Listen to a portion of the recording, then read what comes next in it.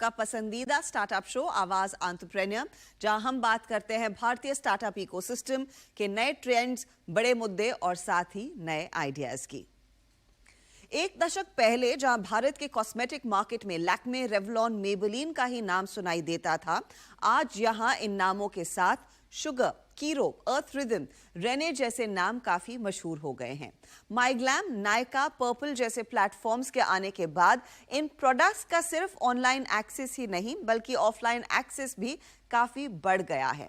लेकिन ये एक्नॉलेज करना जरूरी है कि इस लगातार एक्सपैंड हो रहे मार्केट में एक नया ब्रांड एस्टैब्लिश करना कोई आसान काम नहीं है। आज हम आपकी मुलाकात करवा रहे हैं एक ऐसे ही ब्रांड से जो छोटे शहरों के ग्राहकों के लिए अफोर्डेबल कॉस्मेटिक्स बनाने पर जोर दे रहा है। देखिए 2018 में लुधियाना से कैसे की रिकॉर्ड ने अपने सफर की शुरुआत।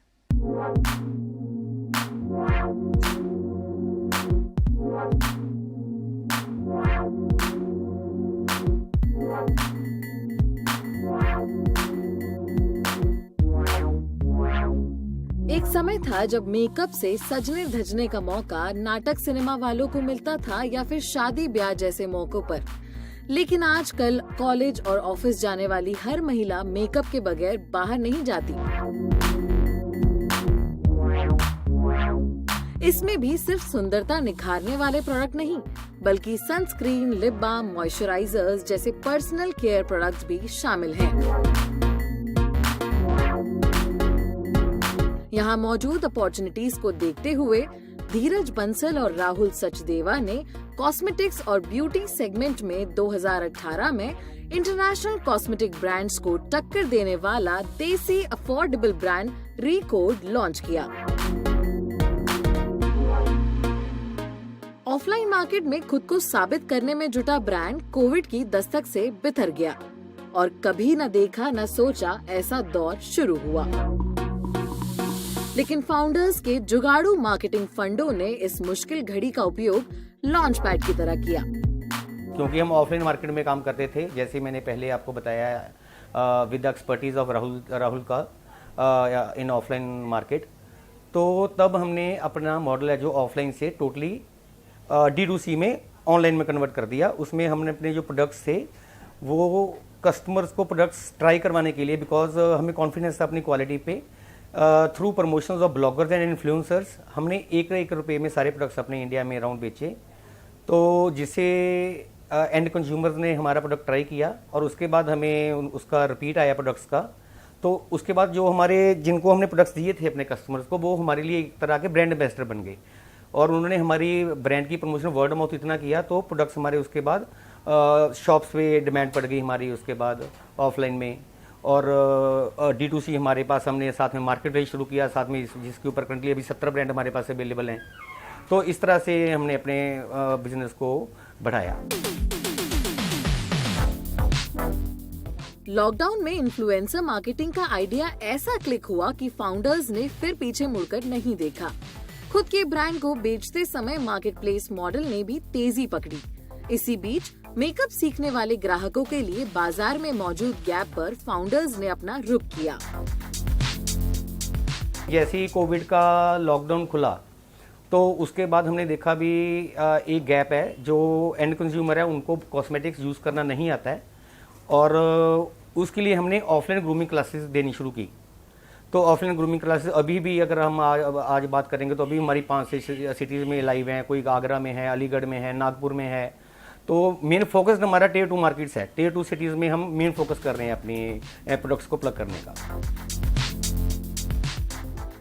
कॉस्मेटिक ब्रांड की नींव प्रोडक्ट की क्वालिटी पर रखी जाती है।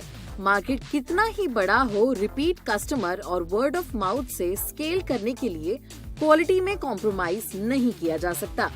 इसीलिए कंपनी भले ही थर्ड पार्टी से प्रोडक्ट बनवाती हो, लेकिन क्वालिटी पर कड़ी नजर रहती है।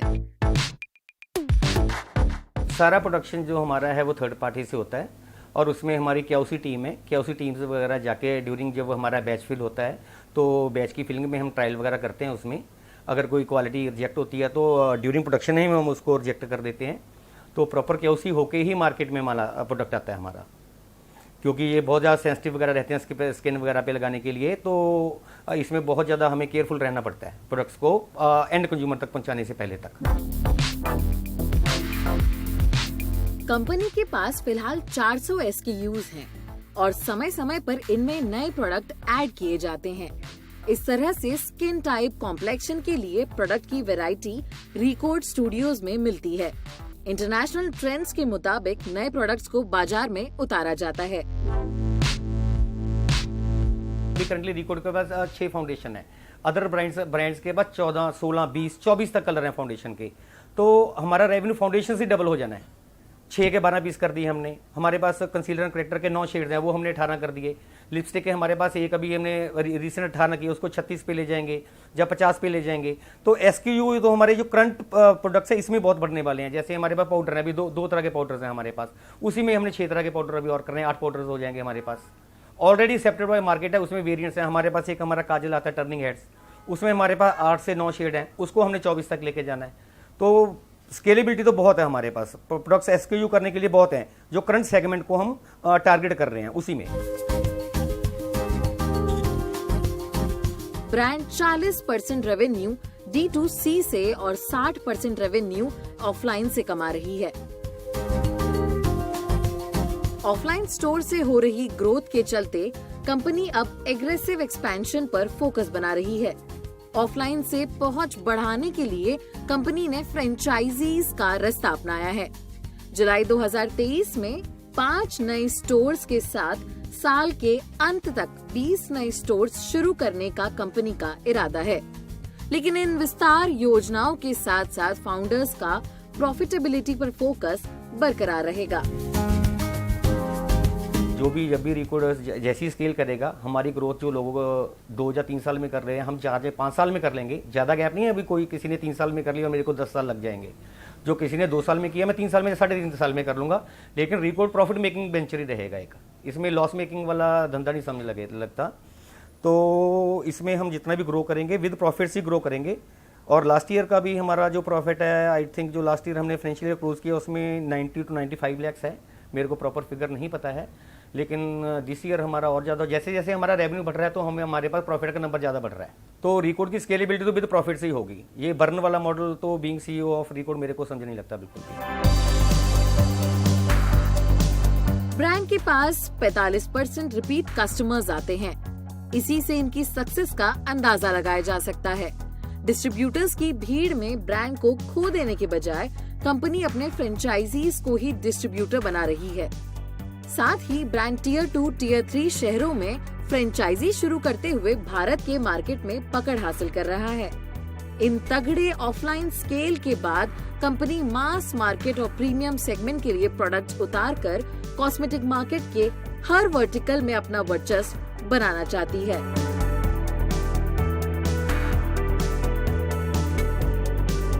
वक्त हो रहा है एक छोटे से ब्रेक का, लेकिन ब्रेक के बाद हाल में भारत के अल्कोहल स्टार्टअप स्पेस में कई सारे नए ब्रांड्स उभर कर आए हैं और खासकर 2015 में बीरा के बाद देश का जो बियर मार्केट है उसमें ढेरों नए ब्रांड्स को मौका मिला है। देश में मशहूर हो रही क्राफ्ट बियर और IPA के चलन के बीच मीड्स एक अलग कैटेगरी उभर कर आई है जो 100% प्योर हनी को फर्मेंट कर इसमें फ्रूट्स और स्पाइसेस डालकर तैयार की जाती है। अब पुणे की एक कंपनी है मूनशाइन मीड्स। कंपनी ने अपनी पारी की शुरुआत 2018 में की और अब कंपनी ने अपने प्री सीरीज ए राउंड को पूरा किया है। इस बार तकरीबन 5 करोड़ रुपए कंपनी के हाथ लगे हैं। अब इसी पर बात करने के लिए और इनके आगे के एक्सपेंशन प्लान्स पर बात करने के लिए मेरे साथ है नितिन विश्वास, जो रॉनिन वाइन्स मूनशाइन मीड्स की पेरेंट कंपनी के को फाउंडर है। नितिन, स्वागत है आपका CNBC आवाज पर। कांग्रेचुलेशंस इस फंड रेज के लिए। अब मीड्स एक ऑफ कोर्स यूनिक कैटेगरी है बियर और क्राफ्ट बियर के बढ़ते मार्केट में। ये मुझे बताइए, ये जो हाल ही में आपने फंड रेज किए हैं, किस किस ने पार्टिसिपेट किया है और कहां पर लगेगा ये पैसा? तो इस राउंड में हमारे अप्रोक्सीमेटली 5 नए इन्वेस्टर्स जोड़े हैं हमारे एग्जिस्टिंग पूल में। Total value of fund raise approximately 12 crore का था एक्चुअली। सो वो 2 ट्रांचेस में है। 5 करोड़ जो आप बात कर रहे हैं वो सेकेंड ट्रांच में जो आया है उसका है। इस राउंड में रेन मैटर सबसे बड़ा इन्वेस्टर था। अलॉन्ग विथ रेन मैटर हमारे साथ Anthill Capital, Auxano, Grip Invest और I think 1 or 2 smaller angels आए जो अब इन ऑलमोस्ट 2 or 3 ट्रांचेस इन्वेस्ट किए। Super Morpheus was another very big investor with us. So cumulative of about 5 new investors and काफी सारे existing investors ने वापस इन्वेस्ट किया हमारे साथ। के लिए आपके बिजनेस में इंटरेस्ट है क्योंकि उनको वो ग्रोथ दिख रही है, वो स्केल दिख रहा है। अब आपने जो पिछले साल कुछ पैसे जोड़े थे और इस साल जो जोड़ लिए हैं, how are you primarily using these funds? क्या बिजनेस में वापस री इन्वेस्ट कर रहे हैं, स्केल बढ़ा रहे हैं, कैपेसिटी बढ़ा रहे हैं, कर क्या रहे हैं आप लोग? तो अल्कोहल एक थोड़ा सा ट्रिकी सब्जेक्ट है जहाँ पे गो टू मार्केट इमीडिएटली सारे मार्केट्स में स्प्रेड करना is not a best idea. तो हम लोग ट्राई करते हैं कि जो मार्केट्स ऑलरेडी खुल गए हैं, जैसे हमने अभी अभी हरियाणा शुरू किया है, तो हरियाणा, महाराष्ट्र, कर्नाटका, गोवा ये हमारे कोर मार्केट्स हैं और हमने अभी तक इसमें ज़्यादा एंट्री हमें लग रहा है कि हमने 5 साल निकाल लिए, लेकिन हमने बेयरली शुरू भी किया है। इसमें बहुत सारे अपॉर्चुनिटीज़ है, अभी भी काफ़ी डेप्थ आनी है मार्केट में। तो हमारा फोकस रहेगा कि इन्हीं मार्केट्स में और डेप्थ लाएं। एंड अभी हमने ऑल्सो यूएई, ऑस्ट्रेलिया और न्यूजीलैंड में भी एंट्री की है और यूएई से अच्छा फीडबैक आया है।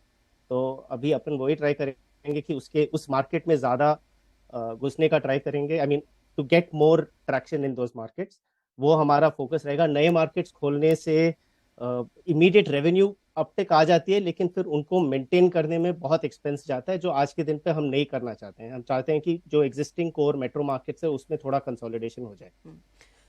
लेकिन इन कोर मेट्रो मार्केट्स और जो थोड़े बहुत नए मार्केट्स आप जोड़ेंगे, उसके लिए फिर आपके पास क्या पर्याप्त कैपेसिटी है या फिर कैपेसिटी आपको बढ़ानी पड़ेगी? तो हमने अक्टूबर में हमारा कैपेसिटी 3.5 ऑलमोस्ट 4 गुना बढ़ाया है और with that increase in capacity हमें इन मार्केट्स को कैप्चर करने में कोई दिक्कत नहीं होगा। इनफैक्ट इसमें काफ़ी ग्रोथ ला सकते हैं। और हम जहाँ पे हमारी फैसिलिटी है वहाँ पे अभी भी लैंड है जिस पे हम एक्सपैंड करने का प्लानिंग कर रहे हैं। तो जैसे ही हमारी कैपेसिटी अबाउट 60% तक टच करने लगेगी of the existing now added capacity, हम लोग वहाँ पे वापस शेड बांधना शुरू कर देंगे। हमारा खुद का मैन्युफैक्चरिंग फैसिलिटी है, हम कॉन्ट्रैक्ट मैन्युफैक्चरिंग नहीं करते हैं। तो बहुत सारे छोटे छोटे एफिशिएंसीज है जो अभी तक हमने फुल्ली अनलॉक नहीं किया है हमारे बिजनेस में। एंड वंस वो अनलॉक करना शुरू करेंगे तो capacity can be unlock from the existing facility itself. Okay, और रफली ऑन अ मंथली बेसिस फिर what is the bottling capacity of yours? कितने आप मीट बॉटल्स मार्केट में ले आते हैं या फिर प्रोड्यूस करते हैं? हम लोग आज के दिन पे कर रहे हैं अप्रोक्सीमेटली 5,500 से 7,500 के बीच में। लेकिन हमारे फैसिलिटी में हम आराम से ऑलमोस्ट 19,000 केसेस कर सकते हैं। एक केस में एक्चुअली 24 पॉइंट्स रहता है, तो हम लोग उतने केसेस तो आराम से बढ़ा सकते हैं। बट वो मंथ टू मंथ काफी वेरिएशन आती है, कुछ मंथ में काफी गिर जाता है। जैसे अभी मॉनसून के कारण हो रहा है, हमारा वॉल्यूम गिरना शुरू होगा थोड़ा सा, लेकिन वो वापस सितंबर ऑनवर्ड्स वापस बढ़ना शुरू हो जाता है। तो आज के दिन पे पीक पे हमने 5,500-6,000 भी किया हुआ है और फ्यूचर में ये अभी और ग्रो होना शुरू होने वाला है। नितिन, मैं आपसे अब ये समझना चाहूंगी कि इस मार्केट में आप जैसे प्रोडक्ट की किस तरह की डिमांड है, क्योंकि पहले जब बियर मार्केट की हम बात करते थे, it was primarily govern by Kingfisher और फिर हाइनेकेन जैसे players and there were some of the local players. उसके बाद बीरा आया and the craft market expanded. लेकिन आपकी कैटेगरी इन सब के बीच में अलग है, नीश है। आप एक मीड है which is not necessarily a beer. सब लोग सोचते हैं बियर जैसा मार्केट है, but it's kind of different. तो यहाँ पर did you have challenges to enter this market और रिस्पॉन्स इस समय कैसा मिल रहा है? चैलेंजेस तो बहुत थी। पहले तो इंडिया में मीड का कैटेगरी था ही नहीं, तो हम महाराष्ट्र गवर्नमेंट के काफी आभारी हैं कि उन्होंने एक नया कैटेगरी बनाया, क्योंकि उनको समझ में आने लगा कि मीड, मधु, मेदु, मदिरा, मधुशाला ये सब जुड़े हुए हैं, सोमरस, ये सब इट्स ऑल जो हम बना रहे हैं ये हम लोग इंडिया में पहली ब्रांडेड कंपनी है, लेकिन हमारे पूर्वज तो बहुत सालों से बना रहे हैं। जी। तो this has a very old history with India and after Maharashtra government created, हम बीरा के बहुत आभारी है क्योंकि उन्होंने एक्चुअली हमारे देश को दिखाया कि रेगुलर कमर्शियल लागर्स के बियॉन्ड एक कैटेगरी बन सकती है जो क्राफ्ट कैटेगरी, और उसी कैटेगरी में हम भी खेल रहे हैं। हमने जब ये शुरू किया था, when we got into legal drinking age, हमारे पास ऑप्शंस बहुत कम थे और हमारे जैसे बहुत सारे लोग हैं जिनको बिटर अल्कोहल पसंद नहीं है, उसको अक्वायर्ड टेस्ट बनाने की कोई जरूरत नहीं है। We can actually have a nice flavourful beverage and हमारा पर्पस यही है कि हम एक ऑल्टरनेटिव बेवरेज जो 100% pure honey, full fruits and spices, हम फ्लेवर्स यूज नहीं करते हैं, आर्टिफिशियल नहीं करते हैं कुछ भी। तो इंडिया में उस तरीके का प्रोडक्ट का रिक्वायरमेंट है, और हमारे देश में हम काफ़ी मीठा पीते हैं और खाते हैं। तो लिक्विड को भी हल्का सा मीठा, हमने ज़्यादा मीठा नहीं किया, लेकिन हल्का सा मीठा रखने से ऑडियंस को पसंद आने लगा है। तो हमारा लार्जर ऑडियंस एक्चुअली बियर से आ रहा है, कमर्शियल बियर से आ रहा है, और आई थिंक बहुत सारा अपॉर्चुनिटी अभी भी है इसको हमें अनटैप करने के लिए, और उसी पे हम अभी जुड़े हुए हैं। बस वही चैलेंज रहता है कि मीट इज नॉट बियर बोलना पड़ता है बहुत लोगों को, लेकिन I think it is still good, because हमारे लिए बियॉन्ड अभी बियर एंड मीट, हम लोग अभी काफी बी कीपिंग के अंदर घुस रहे हैं, both solitary and regular bee keeping. हमारे खुद के मधुमक्खी के बॉक्सेस हैं, और हम चाहते हैं कि ये कैटेगरी ग्रो होए, क्योंकि जितना ज्यादा ग्रो होएगा एग्रीकल्चर को उतना सपोर्ट मिलेगा, क्योंकि bees are dying with climate change and weather change. तो हमारे लिए सडनली ये एक फ्लेवरफुल बेवरेज के ऊपर एक हायर कॉलिंग के जैसे आ गया है, where the more we can build the category, the more competitors we get, it is good for us. We want more meat brands in the market. It's good for the environment, it's good for Indian agriculture as well. Considering you said beekeeping आपने mention किया, क्या यहीं पर फिर Rainmatter की भी expertise आएगी, because that is a company that backs climate change पर काम करने वाली कंपनियां, और जितना बीज की पॉपुलेशन बढ़ती है उतना बेहतर होता है एनवायरनमेंट के लिए। उस पर अगर थोड़ा सा और हमें डिटेल दे पाए, कितना पैसा लगेगा उसमें और कितना स्केल कर पाएंगे आप इस पर्टिकुलर प्रोजेक्ट को? फिर इसको स्केल करने के लिए तो बहुत है। हम लोगों ने जब भी रेनमैटर टीम के साथ बात किया, हमने वही बोला कि वन इज हनी बी को सपोर्ट करना है, और हनी बी तो is just 5 species of honey बीज आउट ऑफ 700 स्पीसीज ऑफ बीज इन द कंट्री। हमारे 695 तो उनका हनी नहीं बनता है, लेकिन वो काफी कंट्रीब्यूट करती हैं लेंटिल्स के लिए, टमाटोज के लिए, उनके जो क्रॉस पॉलिनेशन के लिए वही सबसे इंपॉर्टेंट चीज है। तो वो जब कॉन्वर्जेशन हमने शुरू किया, और हम चाहते हैं कि बी होटल्स करके एक चीज हमने भी जस्ट लॉन्च किया है, जहाँ पे हम ये सॉलिटरी बीज के लिए घर बना के किसी भी जगह पे आप लगा सकते हो, आपके गार्डन में डाल सकते हो, आपके घरों में रख सकते हो। और जितना अर्बनाइजेशन हो रहा है उनके घरे जा रही, क्योंकि ये लोग ना जाके अपने पेड़ों में रहते हैं और क्रैक्स इन द वॉल्स में रहते हैं, तो जितना अर्बनाइजेशन हो रहा है और आर्टिफिशियल फसाड्स और वो सब, नॉट आर्टिफिशियल फसाड्स बट ये glass facades, they are losing their habitat. So for us, when we spoke to Rainmatter, this was a point of synergy, where we realized that there is a big impact we can actually produce. And India में हमारा per capita consumption of honey is just 30 grams, whereas globally 700 grams होता है। And हम लोग मीठा खाते हैं लेकिन चीनी यूज करते हैं, शहद नहीं यूज करते हैं। हम चाहते हैं कि पब्लिक उसको ज्यादा अडॉप्ट करना शुरू करे, और हमारे लिए हम वही सोचते हैं कि जब एक केस 24 pints ऑफ मूनशाइन कोई कंज्यूम करता है, तो वो 1.5 किलो हनी कंज्यूम कर देता है, जो आपके घर पे अदरवाइज 1 साल लगेगा आपको कंज्यूम करने के लिए। तो उससे क्या हो जाता है कि you are supporting bee keeping, you are supporting agriculture, you are supporting humanity in on a long run. And we are the most sustainable form of alcohol you will ever find. हम लोग heating नहीं करते हैं, हमारा सारे produce हम actual use करते हैं, तो कंपोस्ट हो जाता है। तो रेनमैटर के साथ सिनर्जी वाज सॉलिड, एंड उसी चीज पे अभी हम फोकस कर रहे हैं। We have pushing Moonshine honey project which is our little initiative towards bee keeping and honey in general. तो उस पे फोकस काफी रहेगा, एंड थोड़ा सा पर्पस लेड ब्रांड बनाने में हमारा ये पहला स्टेप है। चलिए, बहुत बहुत शुक्रिया Nitin, it's been an absolute pleasure.